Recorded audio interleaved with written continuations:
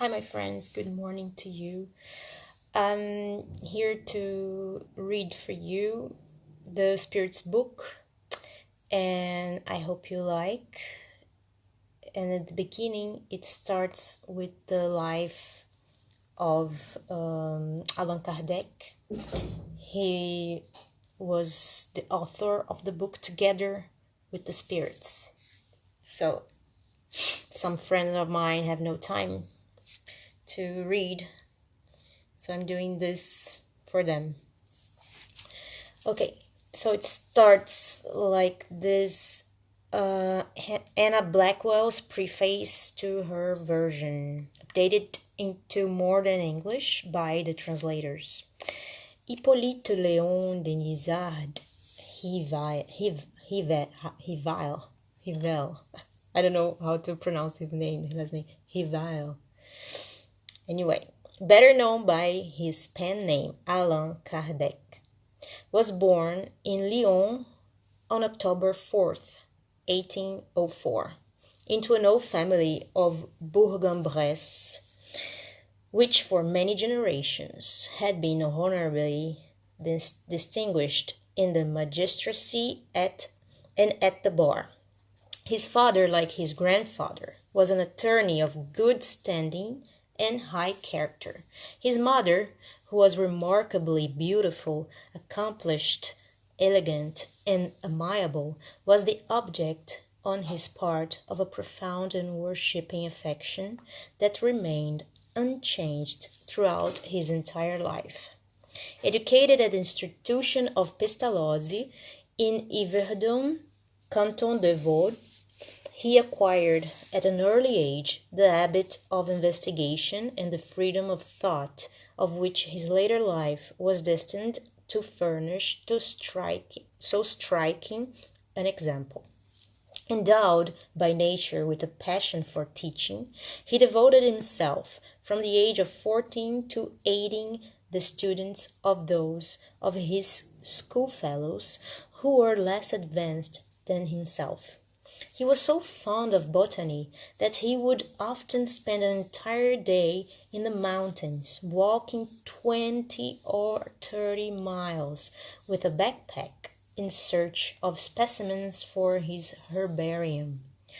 Born in a Catholic country, but educated in a Protestant one, as a mere boy he began to meditate on the means of bringing about a unity of belief among the various Christian sects and protect of religious reform, which he labored in silence for many years, but necessarily without success, since the elements of the desired solution were not in his possession at the time. Having finished his studies at Yverdon, he returned to Lyons at an age of 24, with the intention of devoting himself to law. However, various acts of religious intolerance, to which he unexpectedly found himself subject, led him to renounce the idea of preparing for the bar and to take up residence in Paris, where he occupied himself for some time in translating Telemachus and other standard French books for youth into German. Having finally determined what his career would be, in 1828 he purchased a large and flourishing educational establishment for boys and devoted himself to the work of teaching, for which, by his tastes and acquirements, he was peculiarly suited. In 1830, and at his own expense, he rented a large hall on Rue de Sèvres, where he offered courses consisting of free lectures on chemistry, physics, comparative anatomy, and astronomy. He continued these lectures over a period of 10 years. They were highly successful and were attended by an audience of over 500 persons of every social class, many of whom have since attained eminence in the scientific world. Always desirous to make education attractive as well as profitable, he invented an ingenious method of computation and constructed a it's still hard to say this word, mnemotechnic table of French history for enabling students to remember the remarkable events and discoveries of each reign. Some of the numerous educational works he published were A Plan for the Improvement of Public Instruction, which he submitted in 1828 to the French Legislative Chamber, which praised it highly but took no action with regards to it. A course of practical and theoretic arithmetic on the Pestalozzian system for the use of teachers and mothers, 1829. A Classical Grammar of the French Tongue, 1831, a manual for the use of candidates for examination in the public schools with explanatory solutions of various problems of arithmetic and geometry, 1848, normal dictations for the examinations of the Hotel de Ville and the Sorbonne, with special dictations on orthographic difficulties, 1849.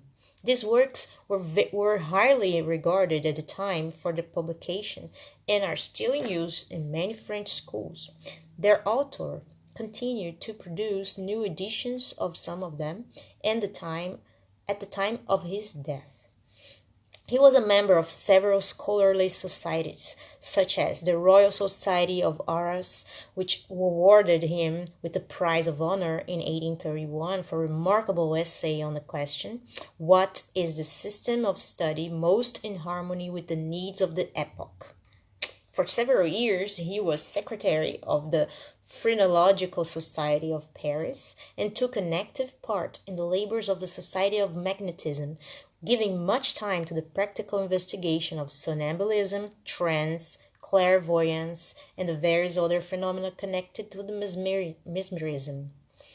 The following brief outline of his labors will suffice to show his mental activity, the variety of his knowledge, the eminently practical turn of his mind, and his constant endeavor to be useful to his fellow humans.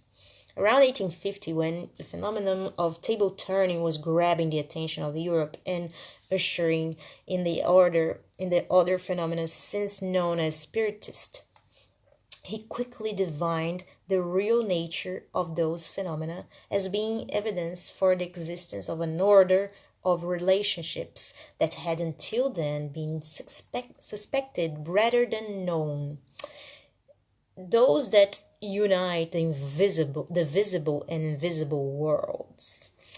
Foreseeing the vast importance of both science and religion of such an extension of the field of human observation, he immediately began a careful investigation of the new phenomenon. A friend of his had two daughters who had become what are now called mediums. They were carefree, lively, amiable girls who were fond of socializing, dancing, and amusement. When sitting by themselves or with their young companions, they habitually received communications in harmony with their worldly and somewhat frivolous dispositions. However, to the surprise of all concerned, it was discovered that whenever Kardec was present, the messages transmitted through these young ladies acquired a very grave and serious character. Just a second. I'll be right back.